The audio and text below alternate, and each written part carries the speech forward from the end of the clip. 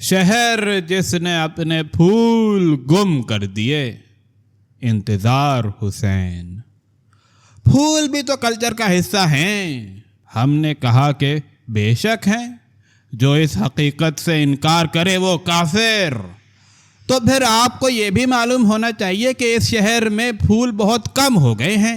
ہماری یہ گفتگو جس بزرگ سے ہوئی وہ ہیں چودھری خورشید محمد، جن کی کوششوں سے اس شہر میں کسی زمانے میں ہارٹی کلچرل سوسائٹی قائم ہوئی تھی، مگر وہ سوسائٹی اب غیر مؤثر ہے، اور چودھری خورشید محمد اور ان کے رفقا اس وقت اس کوشش میں ہیں کہ اس انجمن کو زندہ کیا جائے اور اس شہر کو پھولوں سے مالا مال کیا جائے۔ شہر میں پھول ہوں اور بہت سے پھول ہوں، رنگ رنگ کے پھول ہوں۔ خورشید صاحب کا کہنا ہے کہ ہمارے لینڈسکیپ کا غالب رنگ سبز رنگ ہے۔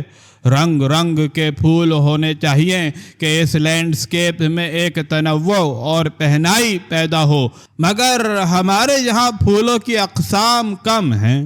مغرب میں پھولوں کی اقسام زیادہ ہیں اور وہ رنگا رنگ ہیں۔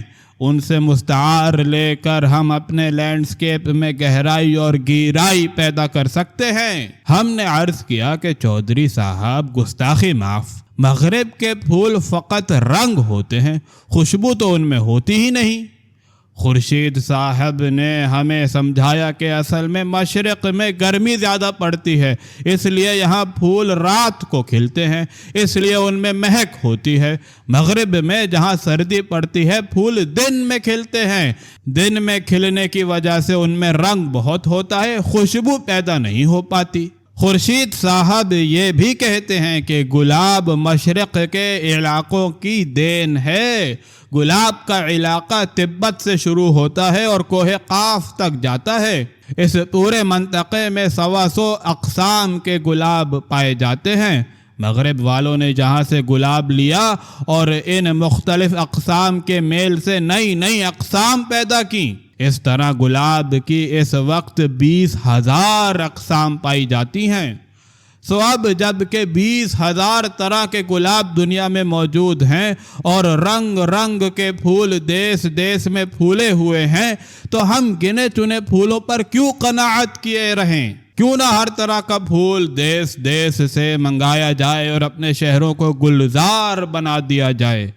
کیا خوب خیال ہے، اور کتنی اچھی بات ہے کہ اس شہر میں کسی کو یہ خیال تو آیا کہ اس شہر کی روح مانگتی کیا ہے۔ پچھلے زمانے میں یہاں ایک وزیر اعلیٰ ہوا کرتے تھے، ملک معراج خالد، جو اپنی ہر تقریر میں لاہور کو ایشیا کا خوبصورت ترین شہر بنانے کے منصوبے کا اعلان کیا کرتے تھے۔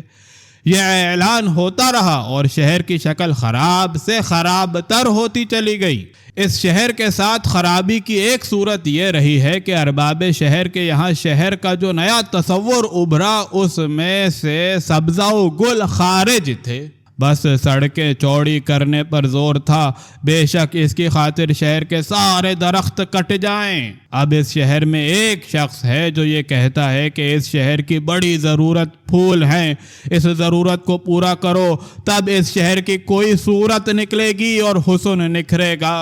اور اب لاہور شہر کا کیا نقشہ ہے؟ پھولوں کے تختے غائب ہیں، خیابہ کوڑے کے ڈھیر دکھائی دیتے ہیں۔ اب یہ شہر رکشاؤں کے شور، بسوں کے دھوئیں اور کوڑے کے ڈھیروں سے پہچانا جاتا ہے۔ اپنے پھول اور اپنے سایہ دار درخت یہ شہر گم کر چکا ہے۔ اس شہر کے لیے یہ ایک نیک فال ہے کہ کسی کو پھولوں کی تہذیب کو واپس لانے کا خیال آیا ہے۔